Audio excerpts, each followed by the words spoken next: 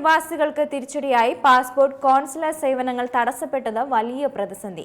സേവനദാതാക്കളെ മാറ്റിയതുമായി ബന്ധപ്പെട്ട സാങ്കേതിക തടസ്സങ്ങളും ഭരണപരമായ മാറ്റങ്ങളും കാരണം നൂറുകണക്കിന് പ്രവാസികളാണ് പെരുവഴിയിലായത്.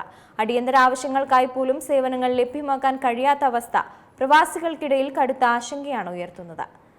യുഎയിലെ ഇന്ത്യൻ പ്രവാസികൾക്ക് വലിയ തിരിച്ചടിയാണ് സംഭവിച്ചിരിക്കുന്നത്.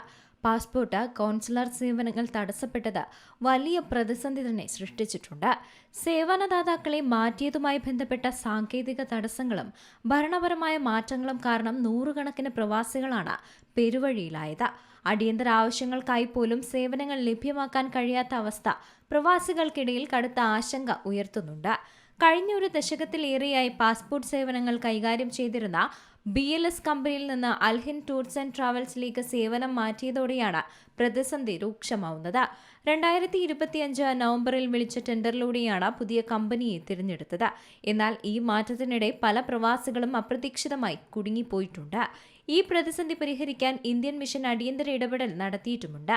അതേസമയം കഴിഞ്ഞ ദിവസം മുതൽ എംബസിയിലും കോൺസുലേറ്റിലും പരിമിതമായ തോതിൽ സേവനങ്ങൾ ലഭ്യമാകുന്നുണ്ട്. പാസ്പോർട്ട്, വിസ, അറ്റസ്റ്റേഷൻ തുടങ്ങിയ സേവനങ്ങൾ രാവിലെ 9 മണി മുതൽ 12:30 വരെ വാക്ക്-ഇൻ അടിസ്ഥാനത്തിൽ ആദ്യമെത്തുന്നവർക്ക് മുൻഗണന നൽകിക്കൊണ്ടാണ് ലഭ്യമാക്കുന്നത്.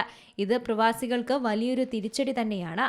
സാധാരണയായി ഇത്തരം സേവനങ്ങൾ ഔട്ട്സോഴ്സിംഗ് ഏജൻസികൾ വഴിയാണ് നൽകിയിരുന്നത്. എങ്കിൽ ചില ഭരണപരമായ കാരണങ്ങൾ കൊണ്ട് താൽക്കാലികമായി എംബസിയും കോൺസുലേറ്റും നേരിട്ടായിരിക്കും ഈ പരിമിതമായ രീതിയിൽ സേവനങ്ങൾ നൽകുക എന്ന അറിയിപ്പുമുണ്ടായിരുന്നു. നിലവിലുണ്ടായിരുന്ന BLS ഇന്റർനാഷണൽ, STYS ഗ്ലോബൽ എന്നീ ഏജൻസികളുടെ കാലാവധി കഴിഞ്ഞ് പുതിയ പങ്കാളിയായ അൽഹിൻ ടൂർസ് ആൻഡ് ട്രാവൽസ് ചുമതലയേൽക്കുന്നതിനിടയിലുള്ള തടസ്സങ്ങൾ ഒഴിവാക്കാനായിരുന്നു ഈ ഒരു നീക്കം നടത്തിയത്. എന്തായാലും ഈ നീക്കം പ്രവാസികൾക്കിടയിൽ വലിയൊരു പ്രതിസന്ധി തന്നെയാണ് സൃഷ്ടിച്ചിരിക്കുന്നത്. International desk, C Malayalam news.